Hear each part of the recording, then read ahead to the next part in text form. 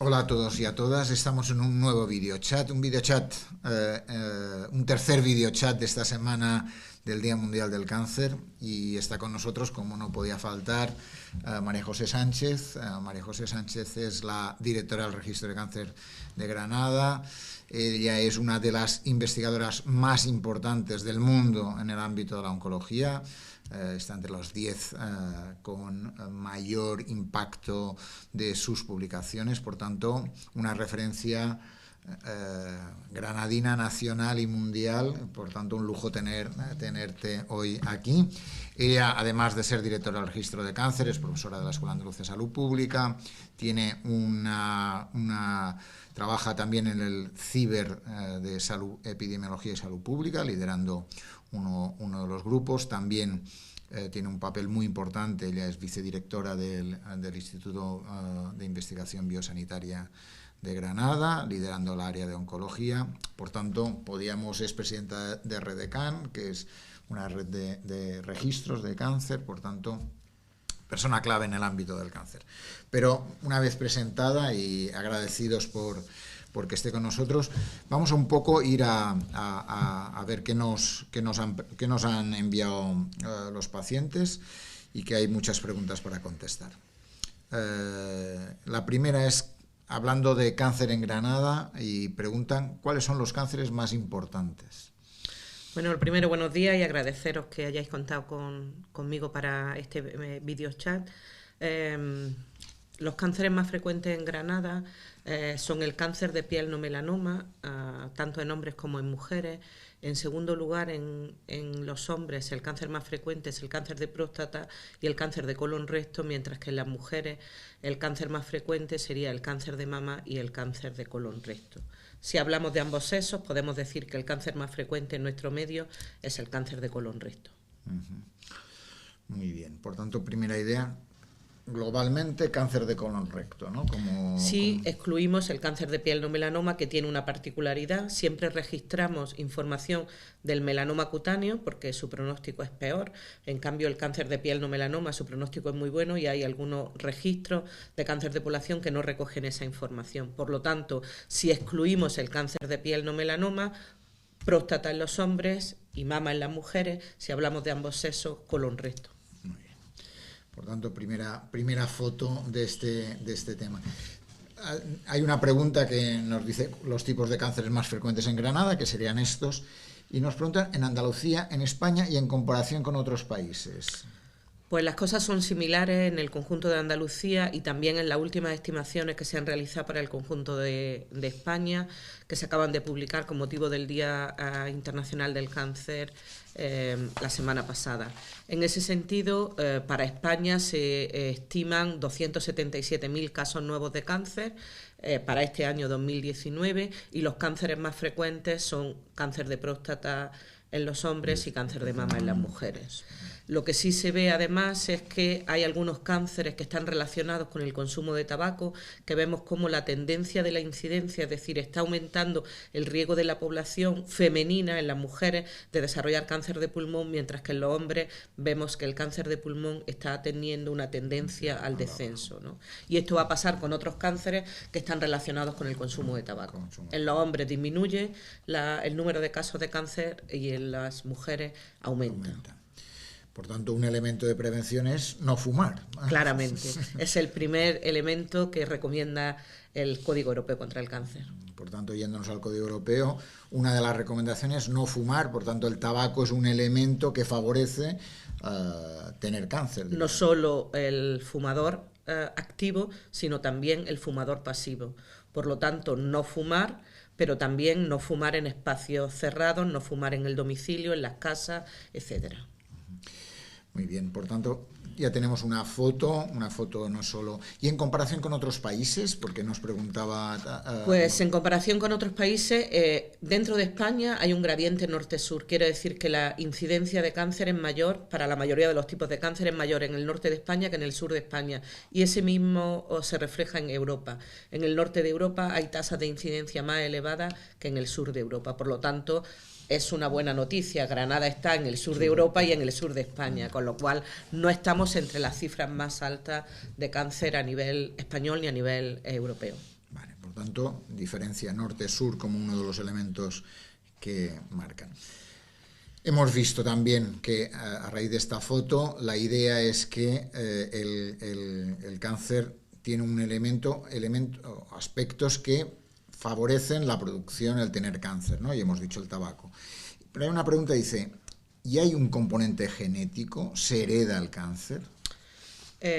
Lo primero que hay que tener en cuenta es que el cáncer es una enfermedad que no es una única enfermedad, sino un conjunto de enfermedades. Entonces, cuando hablamos de cáncer, hablamos aproximadamente de 200 tipos de cáncer. Y el hecho de que sea una enfermedad multifactorial quiere decir que está producida por varios factores de riesgo. Aproximadamente entre un 5 o un 10% del total del cáncer se debe a causas genéticas, mientras que el 90-95% se va a deber a causas ambientales, relacionadas más con aspectos relacionados con estilos de vida o con infecciones o con otras variables. Pero podemos decir que sí que realmente hay un porcentaje pequeño para algunos tipos de cáncer que es hereditario. Muy bien. Yéndonos a una de las... Tú hablabas del cáncer de piel no melanoma, diríamos como uno de los cánceres, diríamos con más número de casos en Granada y decías en Andalucía. Y dice una de las preguntas que va ligado también a otro aspecto a tener en cuenta en la prevención. Pregunta, ¿eso va ligado al sol? Claramente uno de los factores de riesgo principales para el desarrollo de cáncer de piel no melanoma y cáncer de piel melanoma son la exposición solar. Además hay otros como el fenotipo cutáneo que tienen las personas, etcétera. Pero la exposición solar claramente va a ser un factor de riesgo para el desarrollo de cáncer de piel. Por lo tanto, tendremos que evitar exposición solar, sobre todo en la hora en las que es mayor esa exposición, entre las 12 y las 4 o 5 de la tarde. Tendremos que usar cremas protectoras, tendremos que no olvidarnos de llevar una gorra, utilizar sombrilla en la playa, etcétera, ¿no? Por tanto, otro de los elementos, hemos dicho tabaco, sol también como un aspecto que hay que protegerse, ¿no? Diríamos que sería la clave, ¿no? Y probablemente no solo en verano, ¿no? Claro, el sol lo que va a hacer va a tener un efecto a corto plazo, que lo que te va a hacer es que tu piel se envejezca y que pierda elasticidad y por lo tanto te salgan arrugas, pero por otro lado tiene un efecto acumulativo, la exposición solar a largo plazo, que va a hacer que las células se vayan dañando y que pueda tener. Sobre todo hay que tener mucha precaución con los niños y con los adolescentes, porque el hecho de que tengan quemaduras en la infancia o en la adolescencia va a ser un factor de riesgo, como digo, acumulativo para tener más riesgo de desarrollar cáncer de piel. Y es tan importante la exposición solar continuada como la exposición solar intermitente. Vale, por tanto un aspecto a cuidar, un segundo aspecto. Una pregunta que hemos hablado de tabaco y hay una pregunta sobre alcohol. ¿Aumenta el alcohol el riesgo de cáncer? Sin lugar a dudas, el alcohol es otro de los factores de riesgo que está claramente identificado como que aumenta el riesgo de desarrollar algunos tipos de cánceres.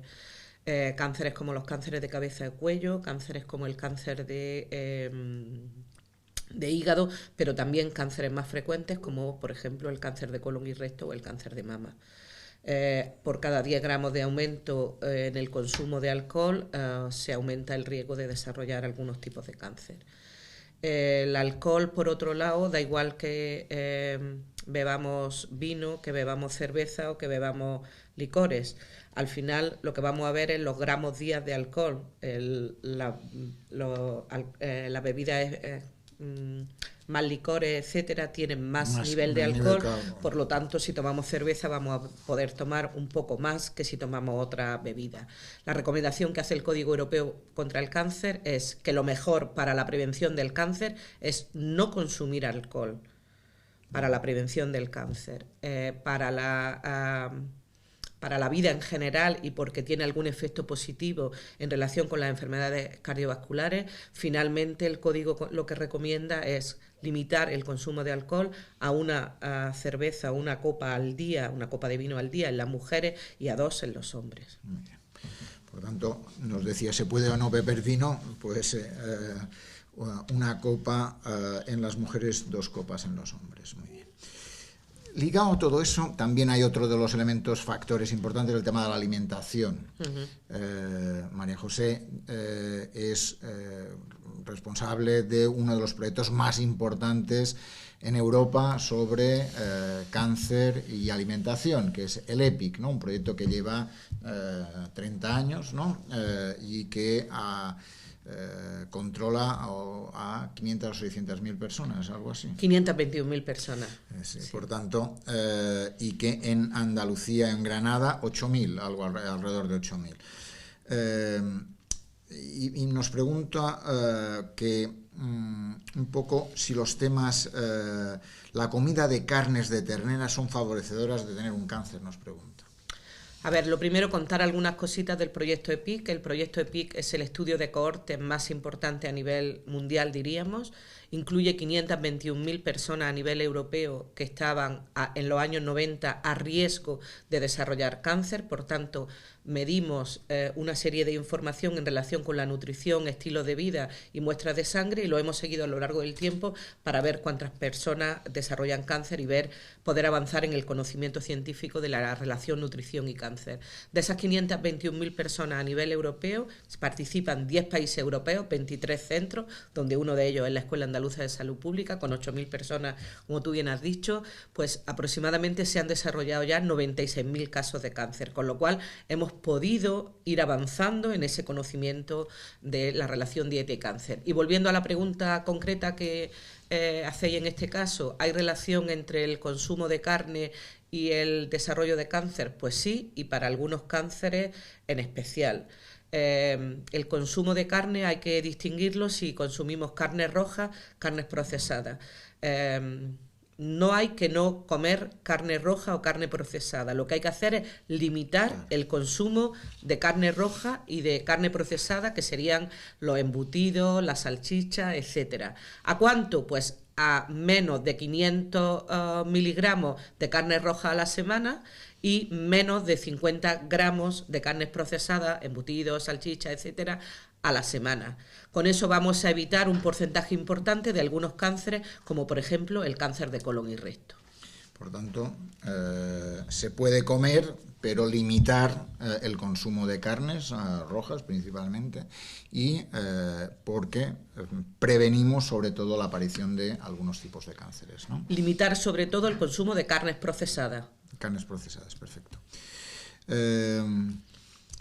Bien, por tanto ya tenemos 3 aspectos tocados a nivel de prevención: carnes procesadas, carnes rojas de alguna forma, a limitar también el consumo de alcohol o no consumir alcohol para prevenir, y principalmente el tema del tabaco, y como 3 aspectos que nos ayudan a prevenir.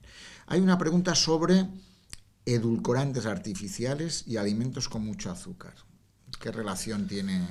A ver, son 2 preguntas, para mí serían 2 preguntas independientes. Los estudios que se han hecho hasta ahora no ponen de manifiesto que haya una relación entre el consumo de edulcorantes artificiales. No hay evidencia científica sólida de que haya relación entre el uso de edulcorantes artificiales y el cáncer y el desarrollo de cáncer.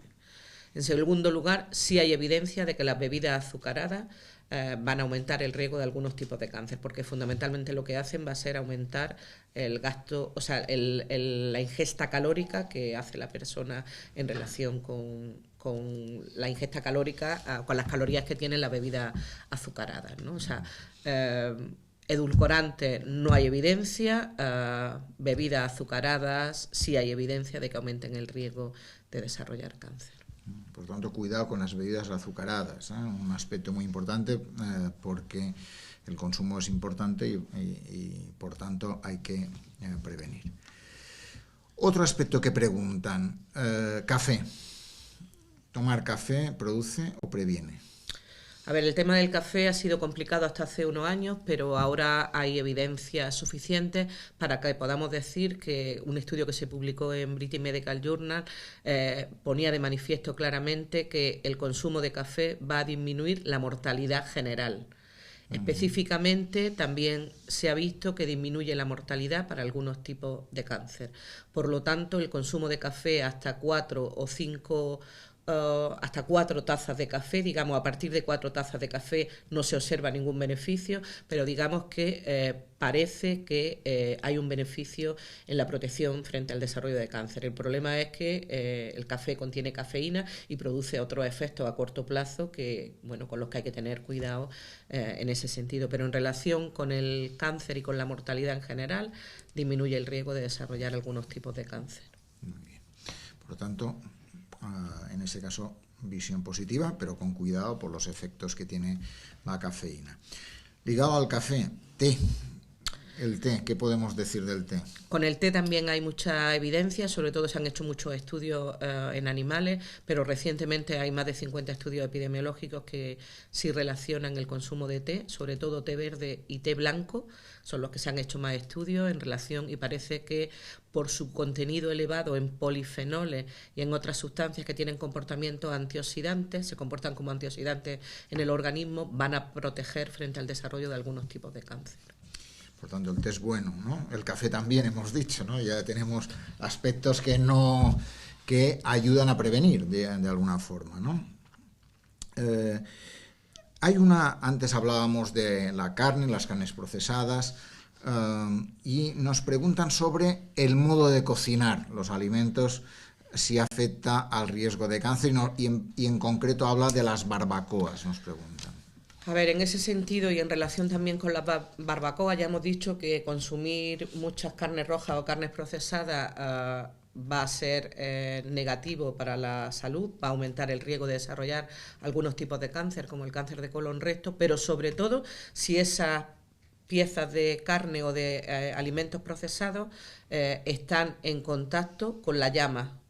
Es decir, y se cocinan a altas temperaturas, porque van a producir unas sustancias que pueden ser cancerígenas para el organismo. O sea que es importante el modo de cocción. Si eso quiere decir que no se pueden hacer barbacoas, no. Lo que queremos decir es que hay que tener cuidado de que cuando se ponga la carne procesada o las carnes rojas en la barbacoa, que no estén demasiado en contacto con la llama y sobre todo que no se hagan a altas temperaturas, ¿no? Muy bien. Por tanto, bueno saberlo. También tenemos una pregunta alrededor de obesidad como aumento del riesgo de cáncer. Preguntan, se habla mucho de obesidad y salud hoy en día, y preguntan si aumenta el riesgo de cáncer. Claramente, aproximadamente casi entre un 15 y un 20% del total del cáncer se debe a la obesidad. Por lo tanto, sabemos que hay un porcentaje importante de cánceres que van a aumentar su riesgo en personas obesas, tanto en hombres como en mujeres. Esto, por ejemplo, va a tener un efecto muy importante en mujeres posmenopáusicas en relación con el desarrollo de cáncer de mama, ¿no? Y hay otra serie de cánceres que van a estar influenciados, o sea, relación obesidad-cáncer clara y evidente para algunos tipos de cáncer. Por tanto, otro aspecto que hay que poner freno, ¿no?, en ese sentido. Por tanto, las campañas de antiobesidad, que de alguna forma lo de las bebidas azucaradas que antes comentabas como un elemento que hay que limitar, es un aspecto a tener en cuenta, ¿no? Ligado a la obesidad podríamos hablar, hay una pregunta sobre ejercicio físico. Dice esta persona, leí que si hacía deporte era bueno para mi cáncer de mama. Aquí se introduce un concepto importante. Claramente, hasta ahora estamos hablando siempre de lo que es la prevención primaria. ¿Qué puedo hacer yo como persona para poder evitar el desarrollo de un cáncer? Pero también es importante qué puedo hacer yo como paciente de cáncer para evitar una recaída o un segundo tumor primario. En ese sentido, el ejercicio físico es una de las actividades que mejor podemos hacer, tanto para evitar el desarrollo de muchos tipos de cáncer, cáncer de colon recto, cáncer de endometrio y otros tipos de cáncer, no solo para prevenir la aparición del cáncer, sino una vez que ya has desarrollado el cáncer, el ejercicio físico te va a evitar que tengas o una recaída o recidiva o un segundo tumor primario. ¿Cuánto se recomienda de ejercicio físico? Pues el ejercicio físico vale cualquier tipo de ejercicio físico, el que se hace en la casa, el que se hace en el trabajo, el que se hace específicamente como ejercicio físico, y en ese sentido pues con 30 minutos al día sería suficiente para los adultos y con 60 minutos al día para los niños. Por tanto, teníamos otra pregunta, si hay relación positiva, por tanto, favorece, y por tanto hay que hacer ejercicio físico, 30 minutos, 60 minutos, 30 minutos para una persona adulta, 60 minutos para los niños. Muy bien. Tenemos alguna pregunta, algunas preguntas un poco más, diríamos, más conceptuales o más diferentes.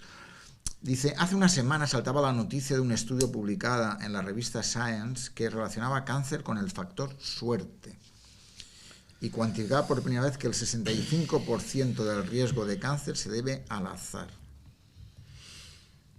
A ver, yo no comparto exactamente ese titular, lógicamente, pero ya hemos dicho antes que si tenemos que hablar de cáncer, hablamos de 200 tipos de cáncer.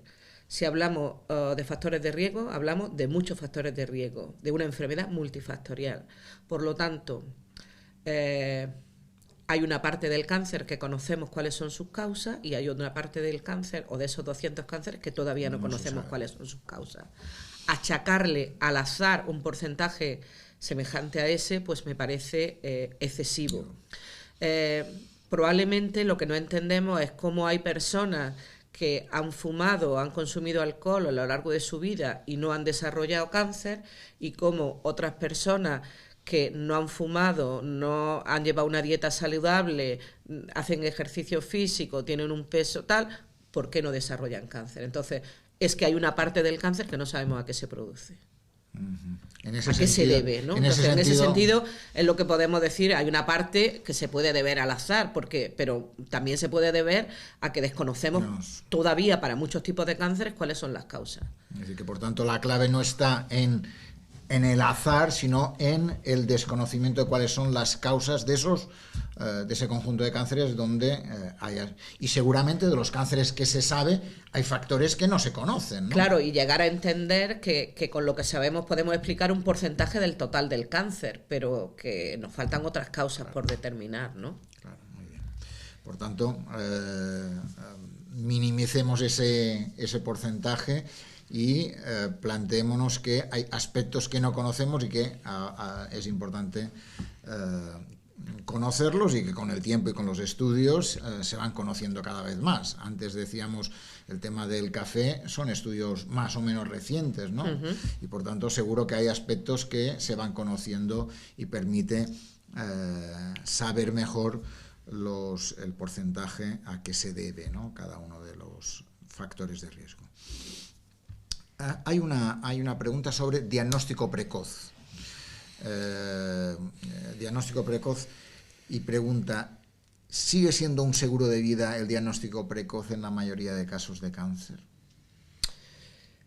A ver, el diagnóstico precoz, entendido como tal, lo que va a hacer es que seamos capaces, por un lado, de identificar a personas que todavía no han desarrollado síntomas, ni signos clínicos, y que podamos identificarlos como a riesgo de desarrollar un cáncer o con alguna lesión que puede considerarse premaligna o ya maligna, ¿no? En ese sentido, diagnosticar la enfermedad, en este caso el cáncer, cualquier tipo de cáncer, en un estadio menos avanzado, es decir, hacer un diagnóstico precoz y diagnosticarlo en estadios menos avanzados, pues va a ser una garantía de que vas a poder tener una mejor supervivencia. Eso está claro, hay una relación entre estadio en el momento del diagnóstico y supervivencia. En ese sentido podemos decir que los diagnósticos precoces de las enfermedades van a hacer, en este caso del cáncer, van a hacer que tengamos una mejor supervivencia. Si a eso le llamamos un seguro, bueno, pues entendámoslo así, ¿no? En ese sentido, ¿no? Diagnóstico precoz mejora la supervivencia. Cuanto más precoz podremos... No solo el diagnóstico precoz en cuanto al que se hace en el contexto de los programas de detección precoz de cáncer que hay establecidos a nivel poblacional, sino también en el diagnóstico precoz que se hacen las consultas por los profesionales sanitarios, ¿no? Muy bien. Hablando de diagnóstico precoz... en los últimos tiempos hay un programa de detección precoz de cáncer de colon que el gobierno actual de Andalucía ha reforzado. ¿Qué podrías decir sobre ese programa de prevención de screening de cáncer de colon? Yo creo que era una necesidad la puesta en marcha de este programa de prevención del cáncer de colon por dos razones fundamentales. Porque se recomienda a nivel europeo, a nivel mundial, y por lo tanto ya el Código Europeo contra el Cáncer lo recomendaba desde hace tiempo, y por otro lado porque la incidencia del cáncer de colon y recto está aumentando. Por lo tanto, si está aumentando, al menos hagamos algo para que se haga diagnóstico en estadios menos avanzados. El programa empezó hace unos años, primero con un pilotaje, y ahora ya se está entendiendo al resto de la comunidad. Y bueno, desde la escuela se ha hecho un esfuerzo importante también para formar a todos los profesionales que están implicados, que son muchos en el contexto de la implementación de este programa de detección precoz, que se hace en personas de 50 a 69 años que tienen un riesgo medio de desarrollar cáncer de colon, y la prueba que se hace es una prueba de sangre oculta en heces, y los que dan positivo se le hace una colonoscopia. Y la escuela ha hecho un proceso de formación. La escuela ha hecho un proceso de formación, hemos hecho, creo recordar, ya 6 ediciones de un curso virtual en el marco del Plan Integral de Oncología de Andalucía, para formar, como digo, a todos los profesionales de enfermería, a profesionales de medicina, etcétera, que van a estar en primera línea en el desarrollo o en la implementación de este programa de detección precoz. Pues nada, muy importante esta cuestión. Hay una pregunta que se había saltado antes, y era si el cáncer es contagioso.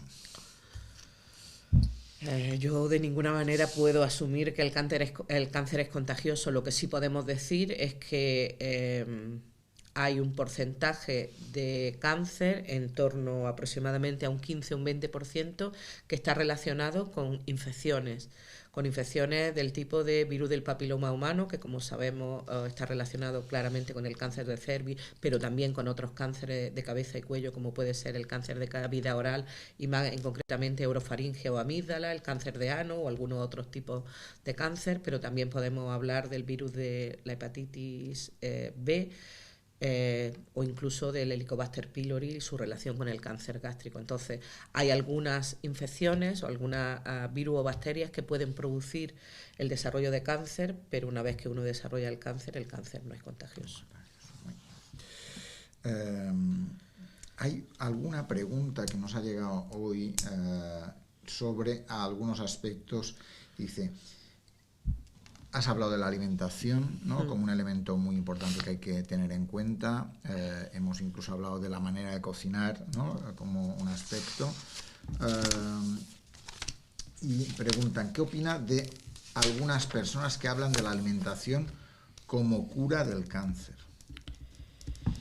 A ver, en este momento estamos desarrollando en el marco de 2 planes integrales, el Plan Integral de Oncología de Andalucía y el Plan Integral de Diabetes, una estrategia formativa sobre cáncer y nutrición.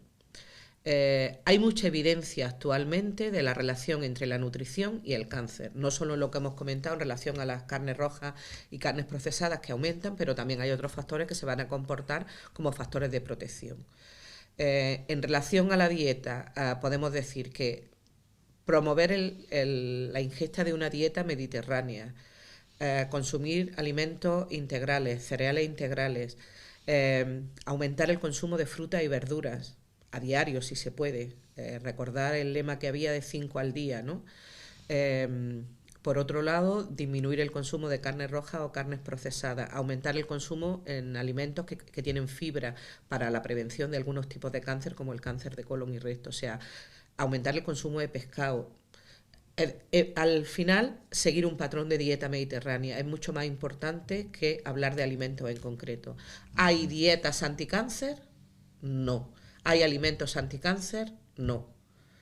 Hay evidencia científica publicada y actualizada en los organismos internacionales más importantes que ponen de manifiesto distintas alimentos que van a contribuir al desarrollo o a la prevención del cáncer. Por tanto, muy claro lo que has dicho y me parece muy importante, y esas recomendaciones de comamos más fruta y verdura, pescado, legumbres, como aspectos que nos ayudan a tener un patrón de alimentación, un patrón global de alimentación que favorece una mejor salud globalmente, ¿no? En ese sentido, ¿no? Y ya casi tenemos 2 preguntas casi para terminar, ¿no? Y no sé que quieras añadir cosas que que seguro que puede haber algunas cuestiones que no han salido. Hay una cuestión sobre cuál crees que es el mayor avance en relación a la lucha contra el cáncer para la próxima década, ¿no? Estamos ya a los 2030. Yo creo que hemos tenido muchos avances en las últimas décadas. Han sido avances muy importantes tanto en el conocimiento de las causas del cáncer, pero sobre todo en las mejoras en las técnicas diagnósticas y en los tratamientos del cáncer. El cáncer, como digo, es un conjunto de enfermedades, hay que hacer un abordaje multidisciplinar y en ese sentido yo creo que es muy importante que todos los profesionales conozcan las nuevas técnicas diagnósticas y los nuevos tratamientos.